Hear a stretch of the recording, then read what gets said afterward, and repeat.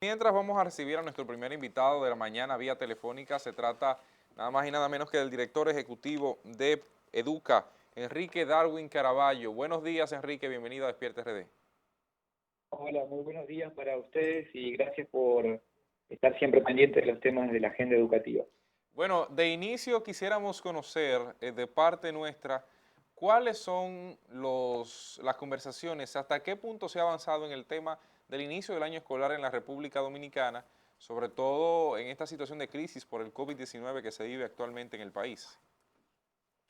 Con mucho gusto. Mira, justamente a raíz de este tema y de otros vinculados con la calidad educativa, Educa se reunió hace algunos días ya con el ministro de Educación designado, el doctor Roberto Fulcar, quien nos comentó que antes de tomar una decisión ya oficial, que le tocará seguramente después del 16 de agosto, está reuniéndose con cada uno de los actores de la comunidad educativa para conocer su parecer, sus opiniones, que él pretende desarrollar una agenda plural con los docentes como principales socios y con todos los actores quienes conforman este sistema educativo administrado por el MINER de manera consensuada. Así que somos conscientes de que se sigue con ese trayecto, esa rutina de reuniones para recabar informaciones. En la reunión que nosotros mantuvimos,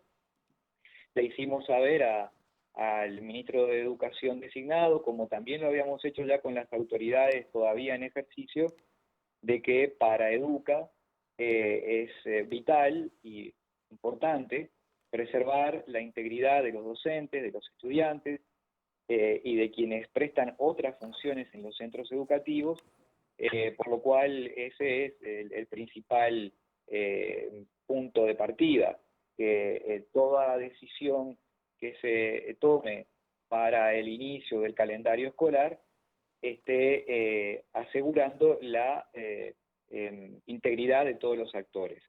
Independientemente de esto, Educa sí ha mantenido la posición de intentar que el calendario escolar no se detenga y que para eso se necesitan desarrollar estrategias múltiples que no necesariamente respondan a una única metodología ni a un único protocolo. Nosotros hemos indicado que el primer elemento que hay que tomar en cuenta es la forma en cómo se está expresando la enfermedad en el territorio dominicano.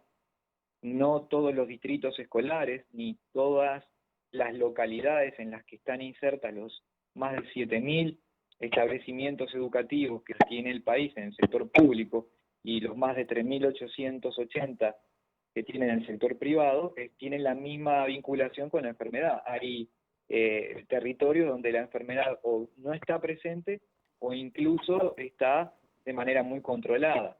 Allí muy probablemente la presencialidad pueda iniciar con mayor rapidez que en otras zonas del país donde la enfermedad está muy presente, donde los valores de contagio están por encima ya de las garantías de seguridad y que por tanto allí habrá que aplicar estrategias alternativas a la educación presencial.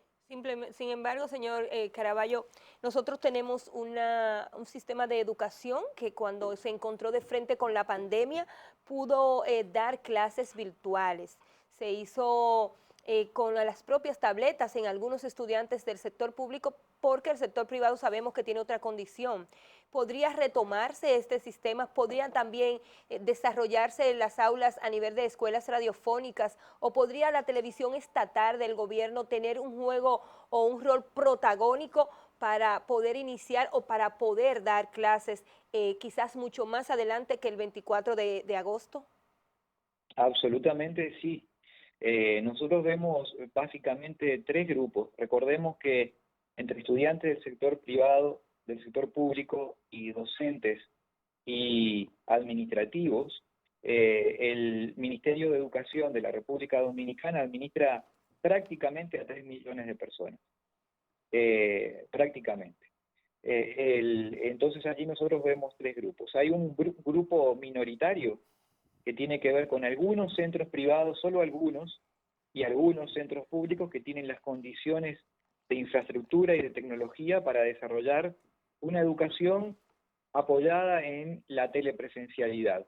Ya no hablamos de virtualidad, hablamos de mecanismos telepresenciales. Algo así como lo que podemos estar haciendo ahora, o los tan populares Zoom que se han convertido en las plataformas de encuentro, no solamente para la educación, sino también para los negocios y reuniones de tipo social. Enrique, ¿y Hay qué otro grupo, respuesta?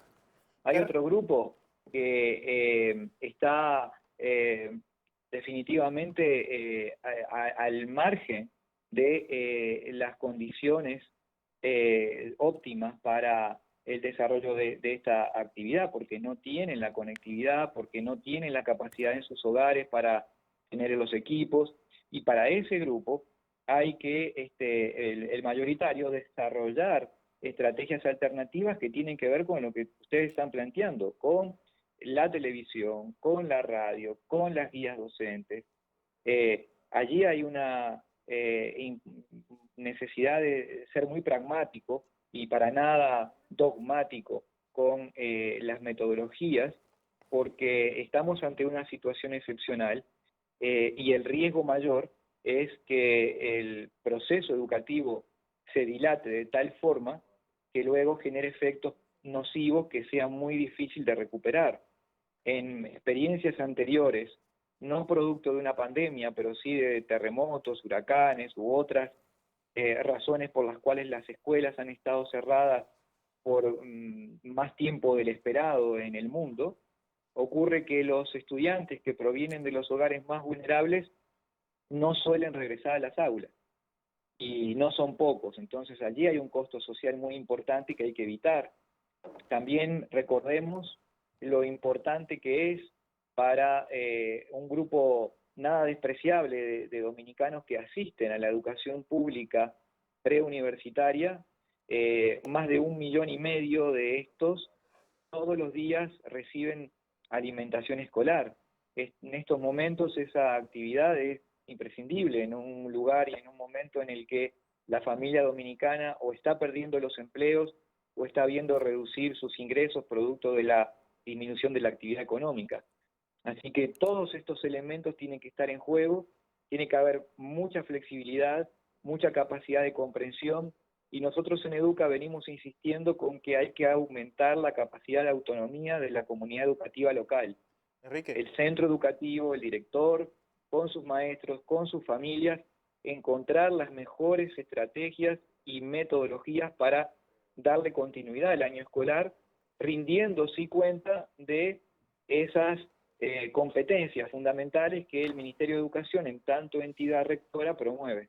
Enrique, ¿qué Sí, escenario, adelante. qué respuesta plantea Educa a dos escenarios que se han presentado como quejas, ¿no? Una es el tema pecuniario, el tema de pago de los padres que han presentado quejas por algunas situaciones que tienen los colegios privados, y la segunda es cuál es la supervisión o qué control de calidad tendrían que aplicarse, o si tienen alguna idea de cómo hacerlo para esta educación virtual que se va a hacer, porque otra queja que tenían los padres era que los profesores o estaban dejando mucha tarea a los niños o no estaban simple y llanamente aplicando el programa de estudio. De acuerdo, de acuerdo. Para nosotros, cuando un padre opta por una educación de tipo privada que paga por esta, nosotros entendemos que hace la evaluación racional de qué es lo más conveniente para su hijo en función de lo que ofrece también la educación pública, que es gratuita en la República Dominicana, o digamos con costo de matrícula cero, por decirlo así, porque hay útiles escolares y transporte que muchas veces las familias igual tienen que incurrir en pago. Pero entonces, la forma de evaluar la calidad del servicio prestado o la relación precio-calidad tiene que estar en función de los aprendizajes de los estudiantes, no necesariamente de que el niño esté o no esté en el centro educativo. Si la entidad educativa privada desarrolla una estrategia a través de la cual el estudiante, ese hijo o hija que ahora recibe una educación que tal vez por la cual está aprendiendo más y mejor, el precio incluso puede llegar a haberse visto mejorado. Si en cambio ese padre entiende que el niño no está aprendiendo, que no está generando los esquemas adecuados, siempre tiene la opción de optar por otra oferta, una que se ajuste más a esa realidad o incluso trasladarse al sector público. Eso es una relación y una decisión de carácter privado, como cuando cualquiera de nosotros decide adquirir un bien o un servicio en el mercado. Lo que sí nosotros decimos es que este es un momento para pensar en la solidaridad. Ya lo demostró John Nash cuando puso en tela de juicio el equilibrio económico de 200 años de teoría que promovía que en realidad lo que importaba era el beneficio individual. John Nash, y por eso ganó el premio Nobel, demostró que muchas veces esa es la opción de corto plazo, pero que en el largo plazo siempre es mejor encontrar un punto de equilibrio donde todos los jugadores ganen. Le pongo un ejemplo para que nos puedan entender los amigos que están del otro lado de la pantalla. Si ese padre de familia decide no pagar el colegio va a terminar seguramente reduciendo su plantilla de docentes o de administrativos.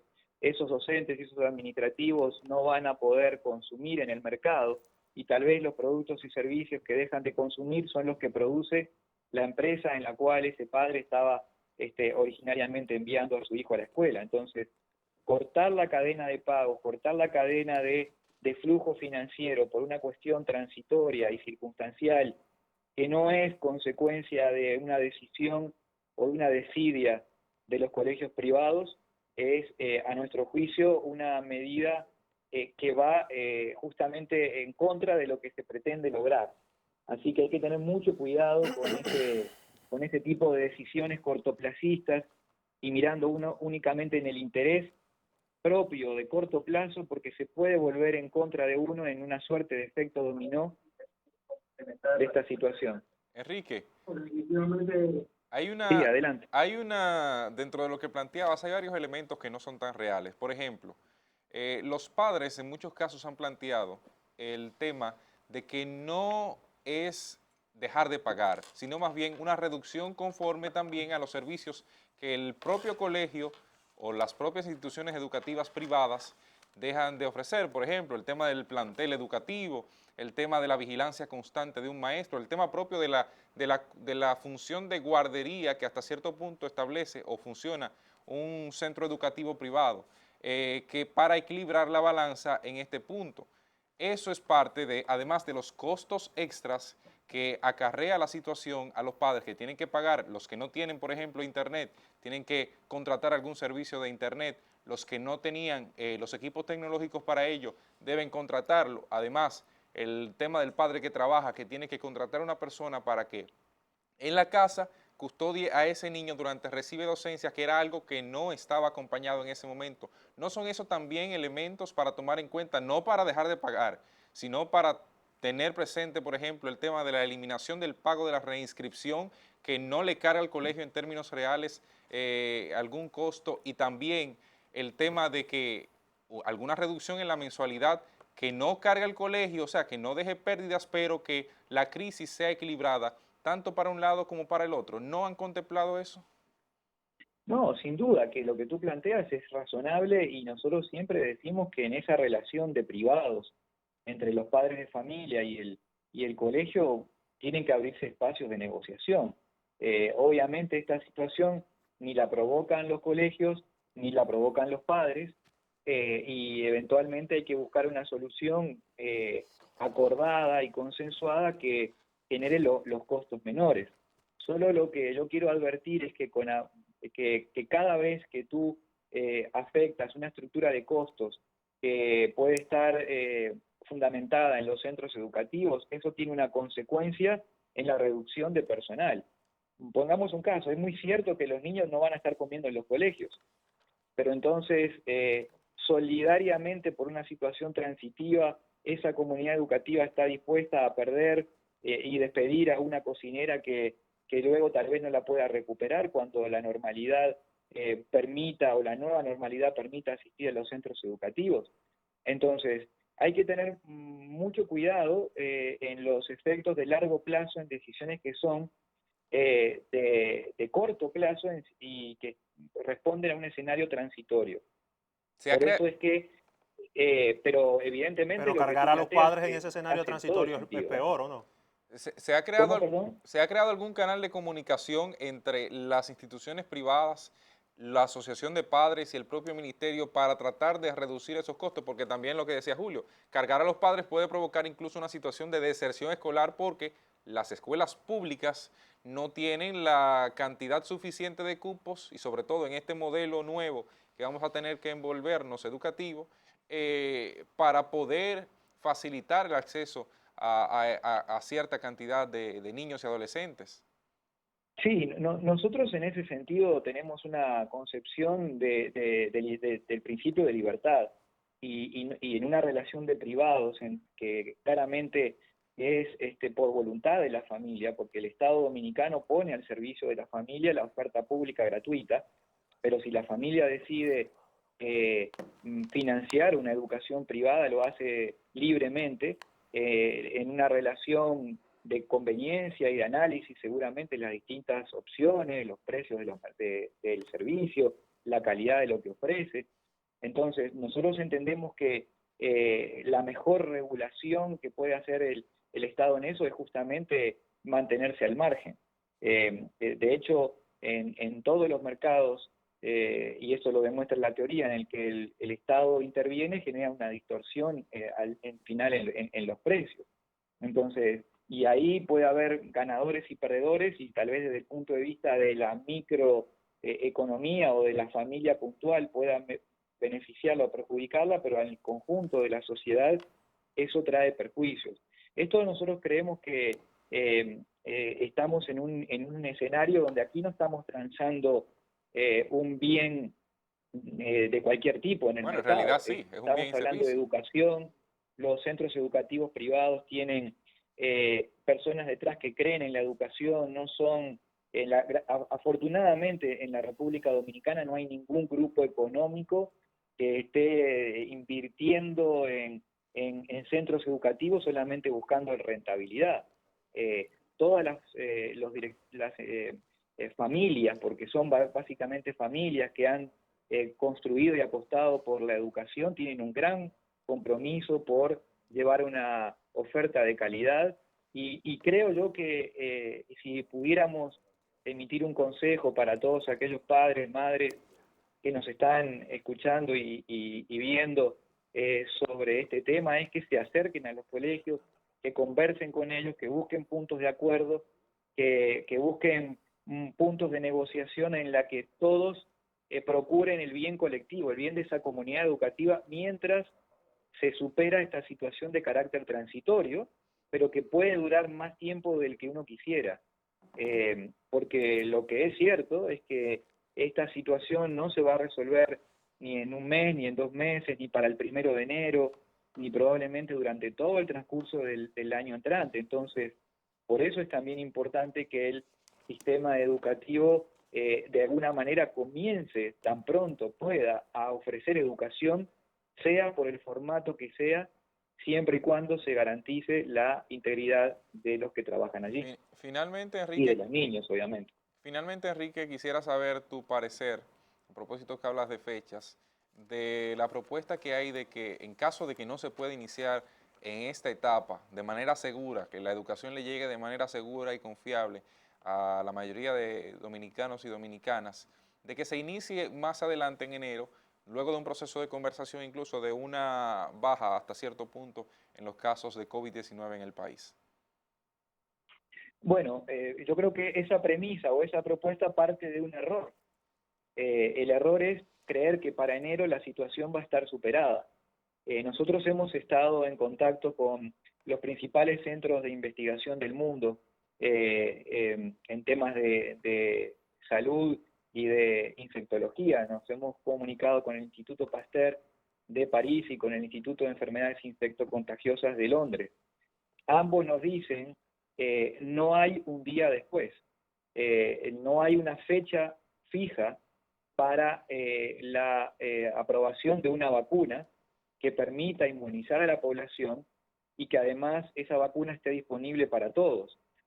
Si eso fuera así, si tuviéramos esa certeza de que el 1 de enero ya toda la población está vacunada o está bajo un tratamiento que le permite minimizar el riesgo que tiene la enfermedad, sería muy fácil diseñar una transición de aquí hasta enero, buscar estrategias alternativas y en enero comenzar todos.